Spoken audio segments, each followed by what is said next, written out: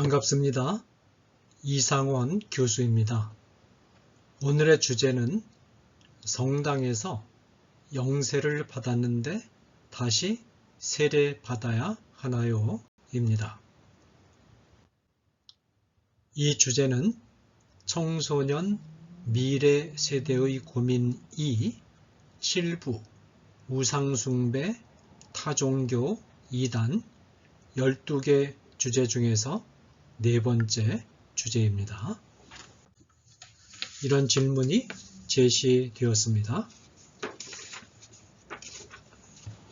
제가 어릴 때 성당에서 영세를 받았는데요. 얼마 전 친한 친구의 전도로 교회에 다니게 됐어요. 그러면 저는 세례를 다시 받아야 하나요? 그리고 구원받는 것과 세례는 어떤 연관 관계인가요? 네, 이 질문에 대한 저의 답변입니다. 우리 친구가 제시한 두 번째 질문, 곧 구원과 세례가 어떤 관계가 있는가 하는 문제부터 먼저 살펴본 후 첫 번째 문제를 다루도록 할게요. 두 번째 질문에 대한 답을 알면 첫 번째 질문에 대한 답은 어렵지 않게 알 수 있으니까요. 사람이 어떻게 해야 구원을 받을 수 있는가 하는 질문에 대해서는 우리 친구들이 모두 잘 알고 있으리라고 생각해요. 예수님이 우리의 죄를 대신해 십자가에 돌아가셨다는 사실을 믿고 우리가 죄인임을 고백하고 예수님을 나의 구주로 영접하면 우리는 그 순간 바로 구원을 받는 거예요. 이것은 우리 친구들이 교회에서 목사님, 전도사님, 교회 선생님들께 배웠기 때문에 잘 아는 진리죠. 우리가 예수님을 구주로 영접할 때 우리 안에 어떤 일이 일어날까요? 이 질문에 대한 답을 알면 우리의 구원에 대한 문제가 더욱 분명해지죠. 먼저 우리가 알고 있는 하나님에 관한 지식을 한 가지 떠올려 보도록 해요. 우린 어떤 하나님을 믿고 있죠?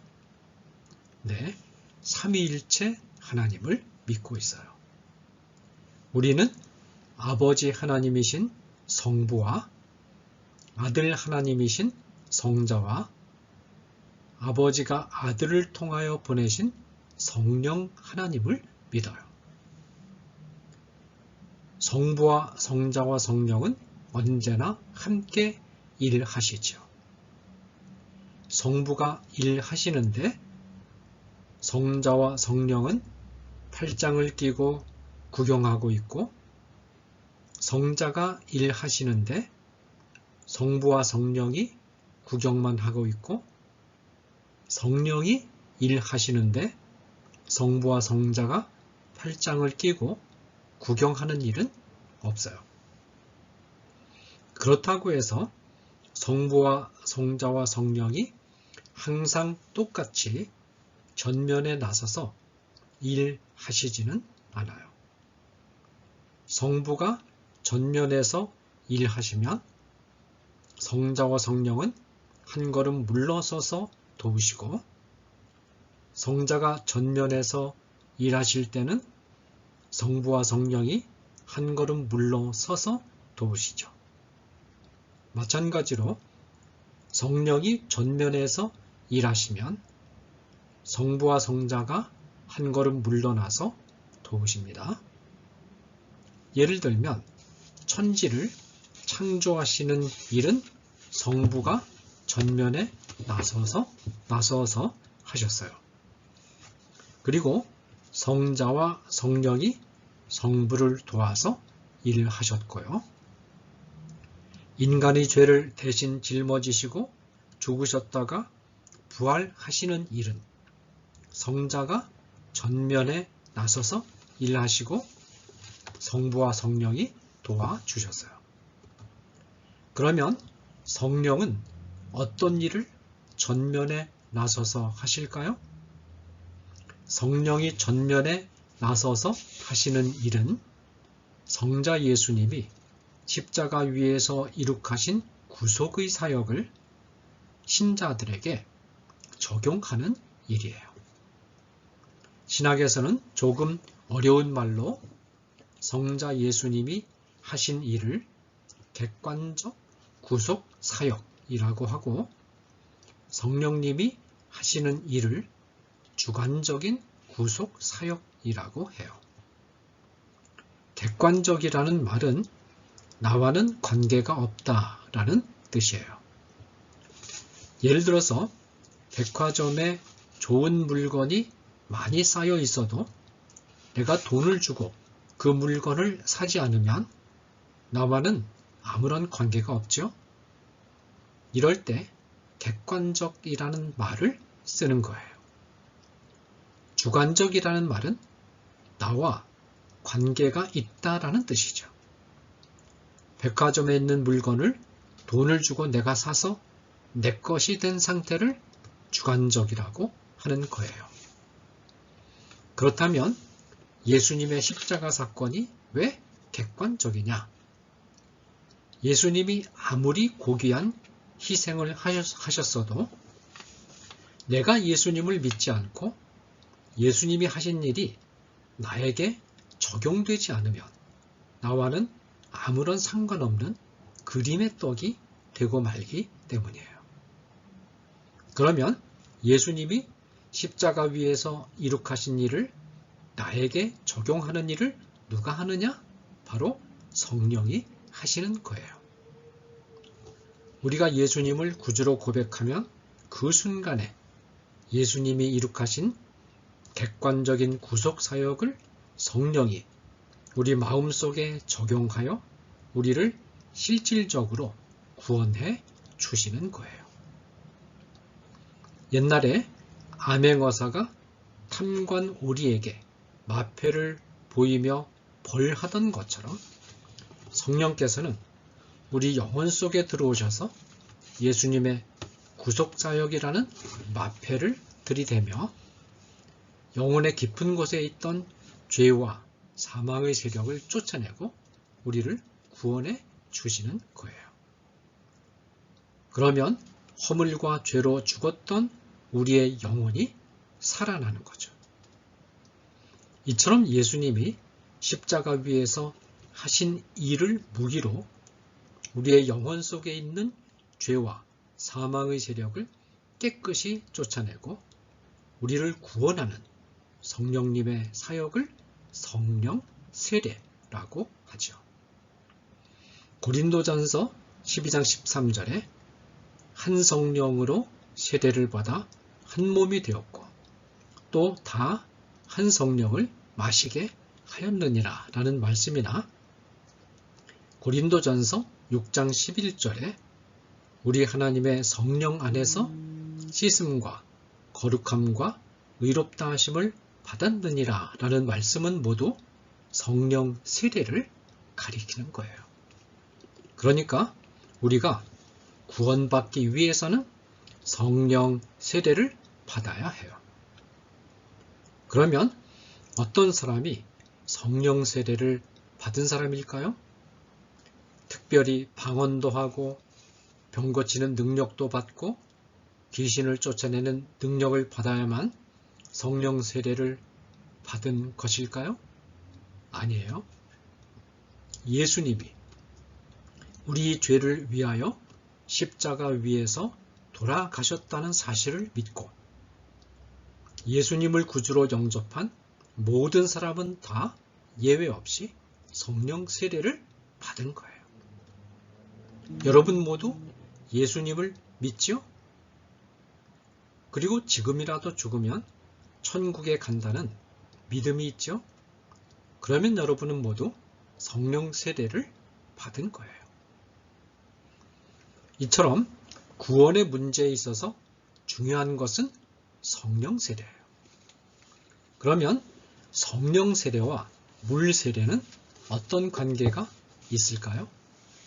간단하게 얘기하면 성령 세례를 받는 순간 바로 구원을 받은 것이기 때문에 물 세례를 받지 않아도 구원에는 아무런 문제가 없어요. 물 세례를 받았느냐 받지 못했느냐를 가지고 구원 받았느냐를 결정할 수 없어요. 그러면 물 세례는 왜 받을까요? 첫째로 물 세례는 성령 세례를 받아서 구원 받았다는 것을 다른 사람들에게 보여주기 위해서 받는 거예요. 성령 세례는 영혼 안에서 일어나는 일이기 때문에 다른 사람들이 알 수가 없어요. 우리가 구원받은 이후에는 구원받은 사람들이 함께 모여 교회 생활을 해요. 교회를 형성하려면 구원받은 사람들을 불러 모아야 하는데 그러기 위해서는 구원받은 사람인지 아닌지 구별해야 하지 않겠어요? 따라서 교인들이 다 모인 곳에서 물 세례를 받으면 아, 저 사람은 구원받은 사람이구나 라고 알게 되죠. 교회의 가족으로 받아들이는 거예요. 동시에 교회 회원으로서 행사해야 할 여러 가지 권리와 의무를 주는 거죠. 둘째로 성령 세례는 물 세례보다 앞서는 거예요. 왜냐하면 예수님을 믿는다는 것을 확인하고 나서 물 세례를 주는데 예수님을 믿는다는 것 자체가 성령 세례를 받았다는 뜻이기 때문이에요. 그런데 물 세례를 받기 전까지 마음의 결단을 내리지 못했고 성령 세례도 받지 않았다면 어떻게 될까요? 그래도 물 세례를 받기로 마음에 결정하고 물 세례를 받으면 그 순간에 성령 세례를 받는 거예요. 물론 아주 악한 의도를 가지고 마음으로는 예수님을 아예 믿지 않으면서 인간적인 이익을 위해서 물 세례를 받는 경우가 극히 드물지만 있을 수도 있겠죠. 예를 들어서 이단 종파가 교회를 어지럽게 하기 위하여 물 세례를 받고 교회에 침투해 들어오는 일이 있을 수 있어요. 이런 경우엔 물 세례를 받았다고 해서 성령 세례를 받은 것으로 인정해 줄 수 없어요. 한편 물 세례를 받는 방식은 교파마다 그 모양이 조금씩 다를 수가 있어요. 예를 들어 장로교에서는 목사님이 손에 물을 적셔서 머리에 대는 약식 물세례 방식을 취하고 있는 반면에 침례교에서는 예수님이 세례 요한에게 세례를 받으실 때처럼 온몸을 물에 온전히 푹 담그는 방식으로 물 세례를 베풀죠. 여기서 중요한 것은 일단 성령 세례를 받았다면, 즉 예수님을 구주로 영접했다면 물 세례를 장로교 방식으로 받든 침례교 방식으로 받든 문제가 되지 않는다는 점이에요. 천주교에서도 영세를 받은 경우도 마찬가지예요. 중요한 것은 성령 세례를 받았느냐 하는 거죠. 따라서 천주교인이라도 예수님이 구주이심을 분명히 믿고 성령 세례를 받았다면 영세도 세례 받은 것으로 인정해 주어야 해요. 그러나 믿음에 확신이 없는데도 불구하고 영세를 세례 받은 것으로 인정해 주어서는 안 되겠죠? 감사합니다.